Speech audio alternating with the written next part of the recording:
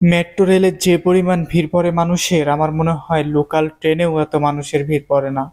দেখতেই পাচ্ছেন যে মানুষ দাঁড়িয়ে আছে খুব কষ্টে। উত্তরা থেকে মতিঝিল মনে হয় আসা যাওয়ার পথে প্রতিনিয়তই এমন ভিড় থাকে। কল্পনাও করা যায় না যে এত পরিমাণ ভিড় সবসময় থাকে। বসার মতো পরিস্থিতি থাকে না। হয়তো ভাগ্যক্রমে অনেকেই বসে পড়তে পারে। একটু পরপর বিভিন্ন স্টেশনে যখন রেলটি দাঁড়ায় তখন এক ঝাঁক করে আবার উঠে আসে। এর ভিতরেই আবার ঠেলে ঠেলে ঢুকে যায়।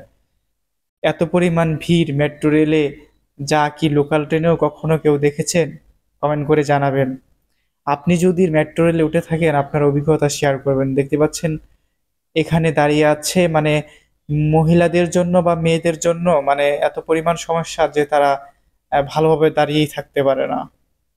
যাই হোক, মানুষ আসা যাওয়ার সুবিধার জন্য হয়তো অনেক ভিড় পড়াটাই স্বাভাবিক। কিন্তু আপনার এত পরিমাণ যে ভিড় বা যানজট হবে, মানুষের চলাচল যেমন সুবিধা তেমন এখন অসুবিধায়ও পরিণত হয়েছে। যাই হোক, আমি লোকাল ট্রেনেও উঠেও এত দেখেছি, ভিড় দেখেছি বা জনগণেরই দেখেছি। তারপর এত পরিমাণ দেখিনি যে দাঁড়িয়েও থাকা যায় না। যারা উঠেছেন তারা বুঝবেন। অনেক কষ্টে ঠেলে ঠুলে জানালার সাইডে এসেছি। এখন একটু আকাশ দেখতে দেখতে বাসায় যাওয়া যাবে। ভিতরে ঢোকার সময় ঠিক এভাবেই ঠেলে ঠুলে ভিতরে ঢুকতে হয়। মানুষের ভিড়ে ঠিক কোনো রকম সোজা হয়ে দাঁড়িয়ে থাকা যায়। পরবর্তী স্টেশন থেকে আবারও মানুষ উঠেছে এবং আমাকে ঠেলে আবার মাঝে ফেলে দিয়েছে। মতিঝিল থেকে উত্তরা যাওয়ার জন্য স্টেশনে দাঁড়িয়ে আছি। দেখতেই পাচ্ছেন মেট্রো রেলটি চলে এসেছে।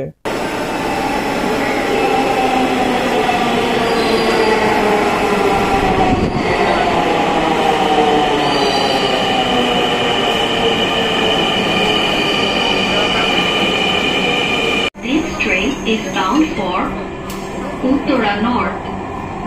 Next station is যাই হোক, আমরা অনেকে আছি উন্নয়ন দেখি না। আপনি মেট্রো রেলে বা পদ্মা সেতু বা বিভিন্ন যেখানে উন্নয়নমূলক কাজ হয়েছে সেখানে গেলে দেখতে পাবেন যে বাংলাদেশ কত পরিমাণ উন্নয়ন হয়েছে এবং বুঝতেই পারবেন যে এটা বাংলাদেশ নাকি অন্য কোনো দেশ। এভাবেই আস্তে আস্তে একটি সময় বাংলাদেশ ডিজিটাল বাংলাদেশে রূপান্তরিত হবে। এটিএম বুথে অনেক সময় ভাঙতি পাওয়া যায় না, তবে প্রত্যেকটি স্টেশনে কাউন্টার রয়েছে। এই প্রবলেমে সবাই পড়েছেন আশা করছি। সবাই ভালো থাকবেন। ধন্যবাদ।